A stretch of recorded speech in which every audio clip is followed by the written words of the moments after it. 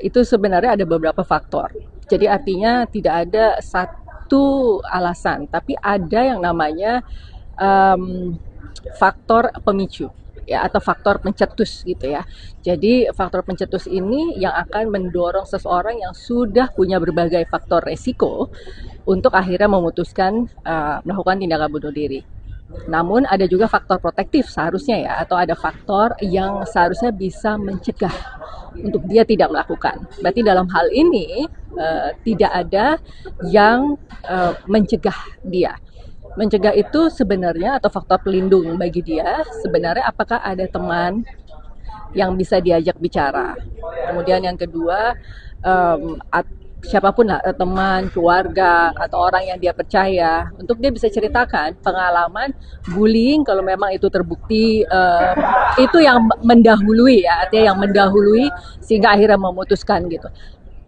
Untuk dia bisa percaya dan menceritakan itu.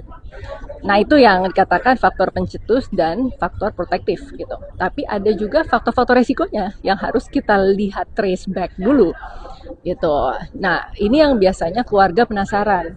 Apa sih faktor-faktor yang sebenarnya meliputi dia sehingga akhirnya memutuskan untuk melakukan bunuh diri. Faktor risiko itu apa? Misalnya biologi itu misalnya apakah dia punya penyakit, misalnya yang biasanya orang banyak ya penyakit kronis yang udah capek terus menyerah gitu dan berpikir "Oh, udah deh mendingan mengakhiri hidup atau psikologi misalnya dia memang punya masalah mental tapi tidak terdeteksi atau tidak pernah terdiagnosis dan kemudian tidak pernah konsultasi ke ahlinya sehingga akhirnya menjadi gangguan jiwa yang akhirnya memburuk, mengganggu fungsi, dia mengalami distres, dia mengalami disfungsi ya gitu.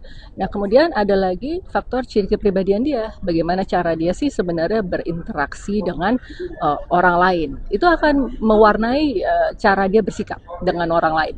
Dan kemudian ada lagi coping mechanism atau mekanisme dia dalam menyelesaikan masalah itu seperti apa sih? Cara dia menyelesaikan masalah itu tipe yang seperti apa? Ya. Nah, kemudian satu lagi faktor sosial. Faktor sosial itu lingkungan, misalnya teman-temannya gitu. Apakah ada stresor psikososial ya seperti bullying itu tadi gitu ya.